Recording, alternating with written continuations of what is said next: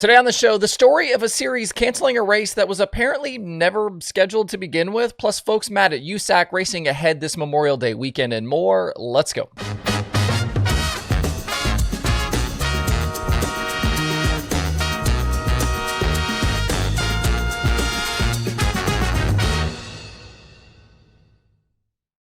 It's Thursday, May 22nd. I'm Justin Fiedler. This is DIRTRACKR Daily presented by Kubota Genuine Parts.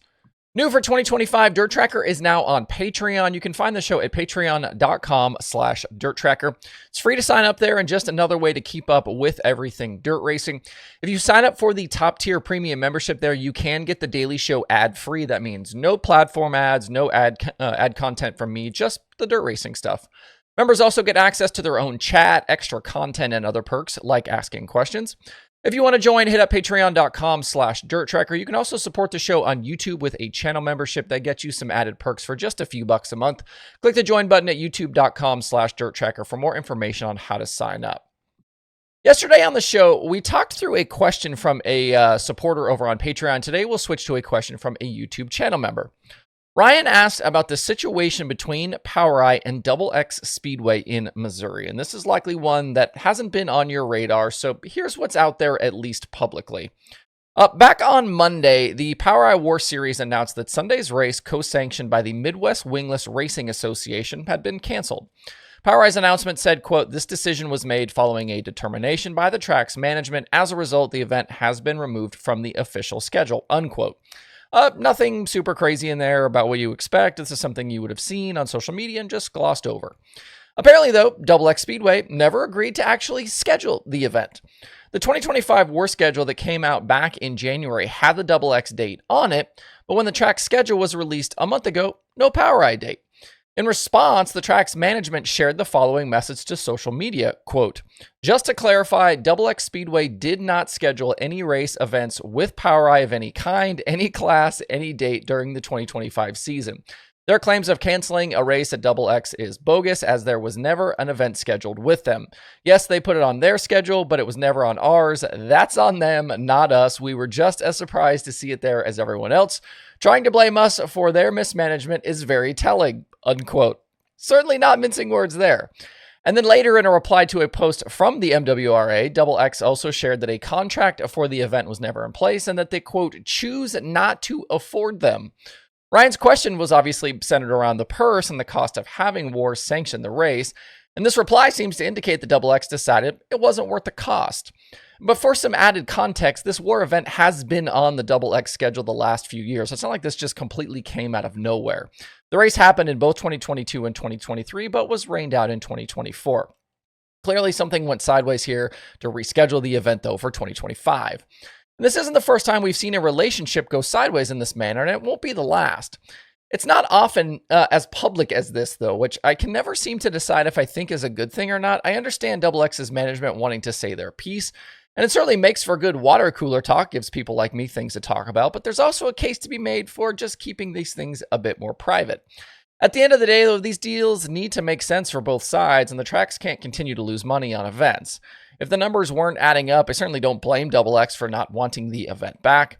And maybe the series puts a TVA on the schedule when it's released in the event of uncertainty and not having an actual agreement in place for the race to actually happen. If you were hoping to hear me talk about USAC today, unfortunately, last night's racing at the Terre Haute Action Track was postponed. They had rain earlier this week and could not get the track into raceable shape. They have rescheduled the event for Friday, October 3rd. The USAC week continues tonight with a sprint car stop at Circle City, and then the Silver Crown cars hit IRP on Friday. I know there were quite a few folks upset about the race being lost, which is always the case in these situations. The track and series try and make things happen, hoping they can get the track into shape. But at a certain point, it becomes clear that that just isn't going to happen. It does seem like it was a pretty late call yesterday to kind of stop this one, with word coming just before 7:30 p.m., which was around an hour, I think, after cars were scheduled to be on track. But short of officials just being a lot more pessimistic in advance and canceling ahead of things, I'm not really sure the right way to handle this. They clearly thought that they were in a position to maybe get the race in, get the track into shape, but that didn't happen.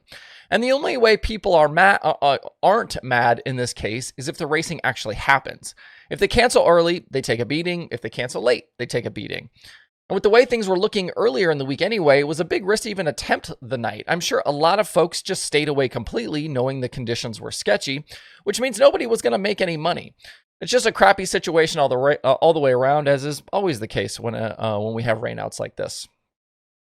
Looking ahead to the big holiday weekend, there's a lot of racing to get into. The Dirt Late Model Weekend is headlined by the Show Me 100 at Wheatland for the Lucas Oil Late Model Dirt Series. Jonathan Davenport won this event a year ago, and it was Devin Moran in 2023.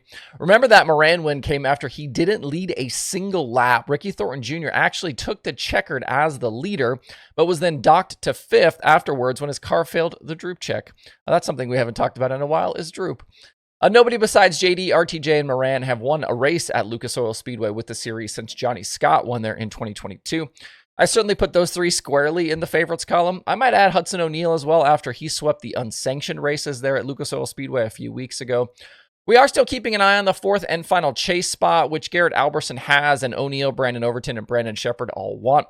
Still plenty of time to make some moves, but this looks like at the moment the only spot in the chase really up for grabs, and with how close the numbers are, I think things are going to remain fluid.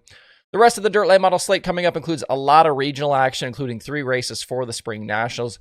Check out the schedule page over at dirtondirt.com for kind of a full picture of what's coming up. On the open wheel side, I already mentioned USAC's plan. The big money on the line this weekend is at the Weikert Memorial at Port Royal with High Limit coming to town. Danny DIRTRACKR won this race a year ago, and action starts on Friday. This event expanding to 3 days has definitely caused some conversation around Central PA, as this puts the opening night of the Weikert directly up against the Grove at an 8,000 win show there. Saturday, also directly up against Lincoln as well. I know everyone is running their own operations here, but at least some measure of coordination between tracks might serve everyone well here. I know that that's probably hoping for something that's never going to happen, but hey, you never know.